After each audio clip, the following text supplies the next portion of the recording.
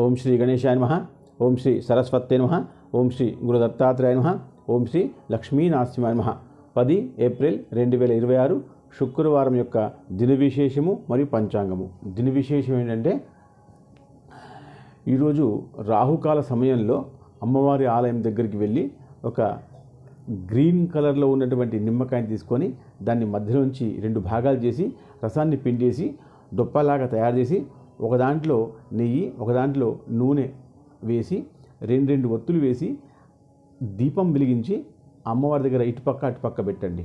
దరిద్రం పోతుంది, లక్ష్మి వస్తుంది. చేసి చూడండి, ఖచ్చితంగా లాభం ఉంటుంది. పంచాంగం ఏంటంటే, స్వస్తి శ్రీ పరాభవనామ సంవత్సరము, ఉత్తరాయణము, వసంత ఋతువు, చైత్రమాసము. ఈరోజు బ్రాహ్మీ ముహూర్తము తెల్లవారి 5:03 నుంచి 5:47 వరకు ఉంటుంది. ఈరోజు సూర్యోదయము ఉదయము 5:48కి, సూర్యాస్తమయము 6:09. ఈరోజు తిథి బహుళ అష్టమి, ఇది రాత్రి 7:28 వరకు ఉంటుంది. దాని తర్వాత నవమి వస్తుంది. వారము భృగువాసర అన్నారు. అట్లా నక్షత్రము ఇది పూర్వాషాఢ నక్షత్రము, ఇది ఉదయము 8:16 వరకు ఉంటుంది. దాని తర్వాత మీకు ఉత్తరాషాఢ నక్షత్రం వస్తుంది. యోగము శివం యోగము, ఇది మధ్యాహ్నం 3:37 వరకు ఉంటుంది. దాని తర్వాత సిద్ధం అనేటువంటి యోగం వస్తుంది. దాని తర్వాత కరణము, ఇది బాలవ కరణము, ఇది ఉదయము 6:40 వరకు ఉంటుంది.